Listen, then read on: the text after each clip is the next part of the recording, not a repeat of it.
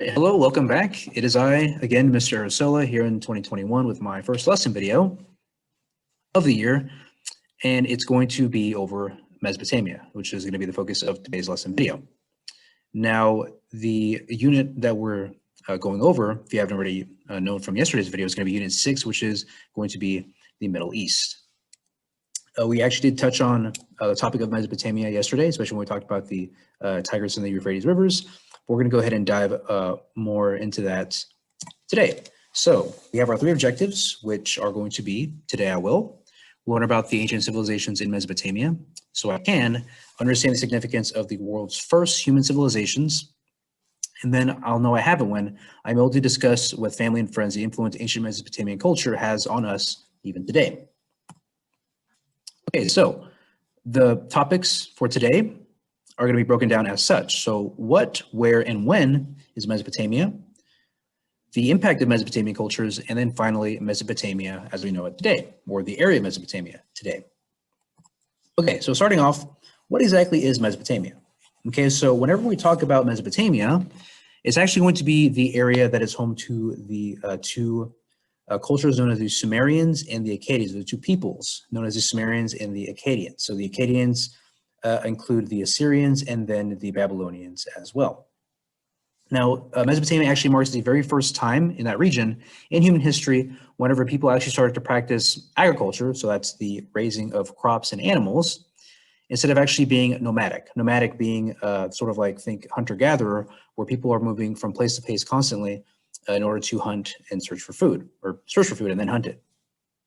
Now, this settled lifestyle, so again, they are starting to practice agriculture. They're really settling down and raising these animals, growing these crops. And this settled lifestyle leads to the appearance of several villages, the making of tools, basket weaving, and even record keeping, which we're going to see a little bit later on in the slides. Even art and music, okay? Because you don't really have time to do all these other things as a culture. Art, music, this constant making of tools, to an extent, keeping records and, this recreational stuff like basket weaving, you don't really do that, or you don't really see that in a lot of cultures that tend to be nomadic, as you're, way more worried about actually surviving and figuring out where your next meal is going to come from. Whereas if you have all this time to actually settle down and grow crops and raise animals, you're going to have time to do all this sort of like art, music sort of things.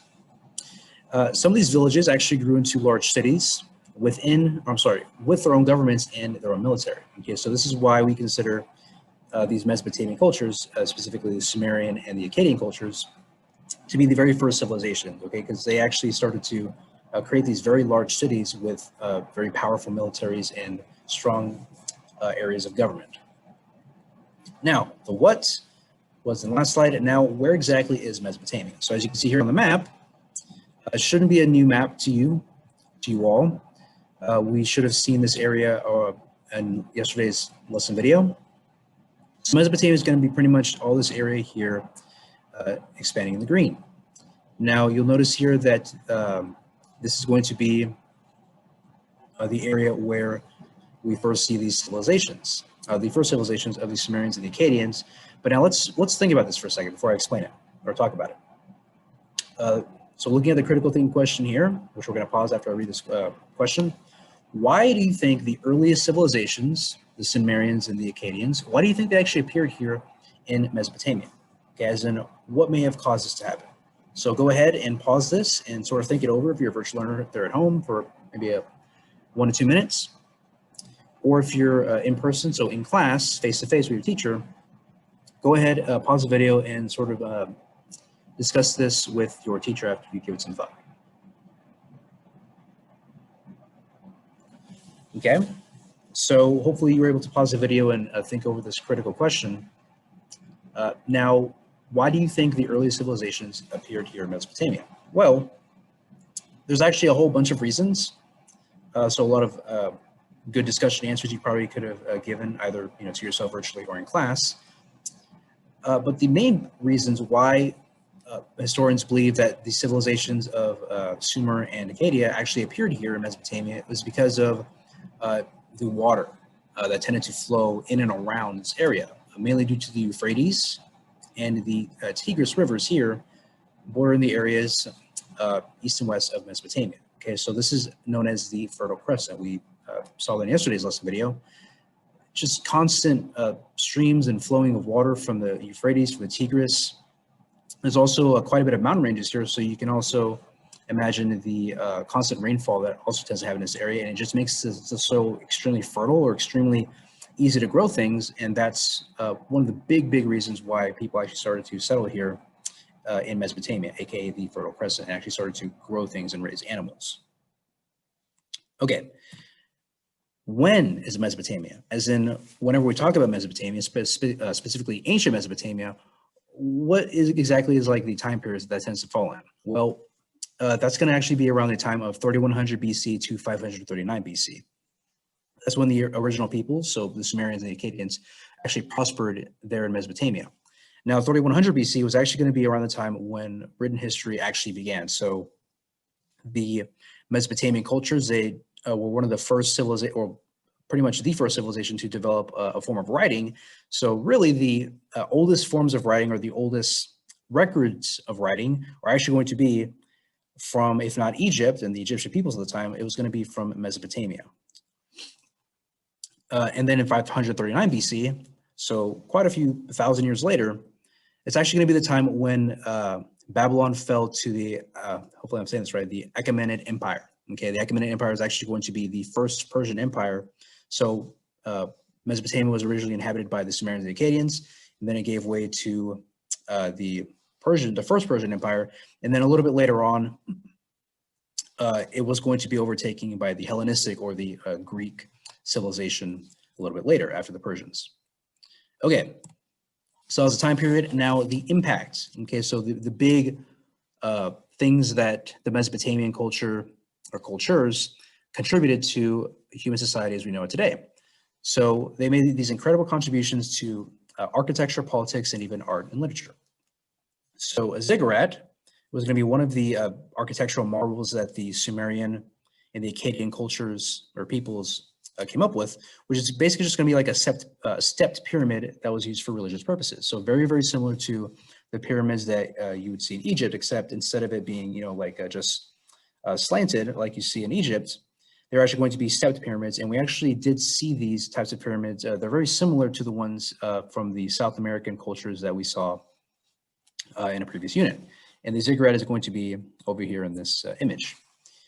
Now, in terms of government, so the government of the Mesopotamian cultures was actually pretty weird. It was mainly a monarchy, so it did have kings. The king was like the, be-all, end-all ruler in these Mesopotamian governments, but they actually did have a little bit of early elements of democracy that actually helped shape the civilizations that came afterwards, such as the Greeks, the Romans, and then other Western European governments and political factions. So there was a king, but then there was also, I believe, a group of like wise men that would sort of be like the advisors to the king. So let's say if the king passed a law, it was like, oh, all the Mesopotamians, they need to do this, this, and this. Well, there's actually this circle of wise men that would say, well, wait a minute, king of Mesopotamia or king of Acadia or Sumeria, these laws really don't make that much sense. They probably wouldn't be the greatest for the people. So in that way, there was a little bit of taking that power away from the king, entirely, and actually giving it just a little bit to the people. So that's where we actually see not full-blown democracy. Okay, remember that tended to rise more so in Greece a lot later, but we did see just a little bit of those early elements of democracy there in Mesopotamian government. Now, cuneiform, as we can see over here in this pic, it's actually going to be one of the very earliest forms of writing. So the way that the Mesopotamians actually made this writing is that they had these sort of like stylus tools, and they actually took these tools and pressed it into clay to make these very distinct indentations that we now know as cuneiform. Okay, so it's pretty much like their way of writing. This is actually going to be, if not the ancient Egyptians with their hieroglyphs, this is actually going to be the actual earliest form of writing other than just the hieroglyphs in Egypt. And then finally, the Epic of Gilgamesh. Okay, so this is actually going to be the oldest known work of literature. So if you ever just wondered to yourself, I wonder what the, like you're just in English class or whatever, just reading a random book, I wonder what the oldest actual like story is. that we know of, it's actually going to be the Epic of Gilgamesh here. Okay, so it's actually an epic poem, which basically just means a very, very long poem that retells the adventures of a Sumerian king known as Gilgamesh. And we're actually going to be able to see the Epic of Gilgamesh because not only was it written down here like in this cuneiform on the clay tablets, it was also sung, not with just a voice, but also played on an instrument that is very similar to what you might see as a lute or like a very, very old ancient form of guitar. And we're actually going to see that here in the next slide with these. So the left one is going to be like a little meme video. I'm not going to play the video here on the PowerPoint. It's probably going to be a little, the formatting is probably not going to work too well. But I'm going to go ahead and cut to the actual video itself. That way it's nice and pretty for you all at home and also in the classroom.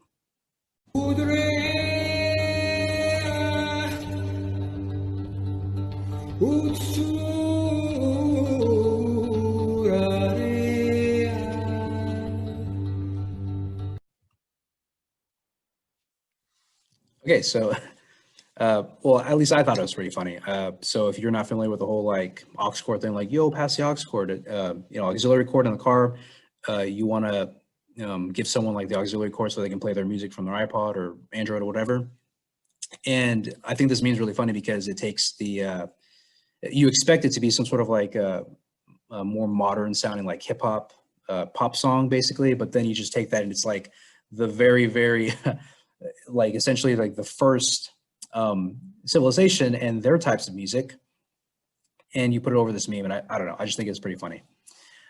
Now, the actual song in the meme here in this video is actually going to be the Epic of Gilgamesh, which we're going to see in the next video here in just a second. It's actually going to be sung here, recreated. So obviously this isn't the actual sound and maybe even the pronunciation of the Sumerian here being spoken and sung. Probably isn't the actual Sumerian that you would hear way, way back when the Mesopotamians were actually around. But here we have a historian, I believe he's a musical historian that actually recreated the Epic of Gilgamesh, and he's actually singing here in this video that we're about to watch.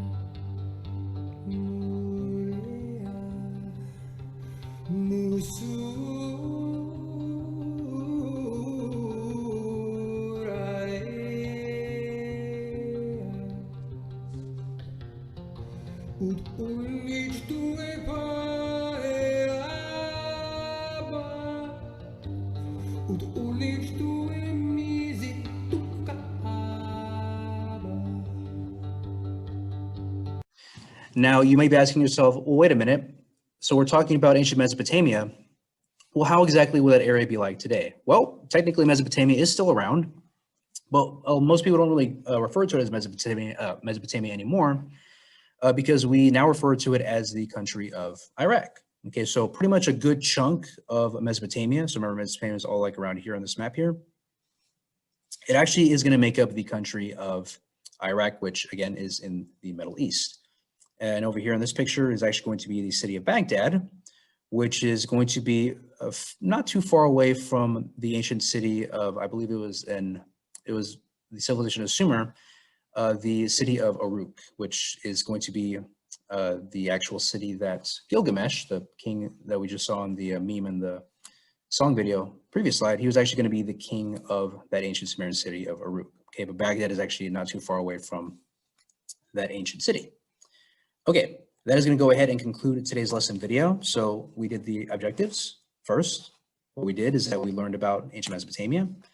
Why? So we can understand the significance of the world's first human civilizations. And then finally, hopefully you'll be able to go home and discuss with your family and friends the influence that ancient Mesopotamian culture has on us even today. Alrighty, now do not forget to go ahead and do the cuneiform. Oh, my lights are turned off, whatever. Do not forget to do not forget to do the cuneiform activity. It's going to be in today's folder. I think it's pretty cool. You get to actually take the symbols and rewrite your name using the actual cuneiform symbols. It's not a direct translation. It's just a sort of general translation. So the Sumerians, they had their own very specific way of doing consonants and vowels, but it's just a very close approximation to our own Roman alphabet. Okay, that being said, y'all take care, and I will see you all next time. Bye-bye.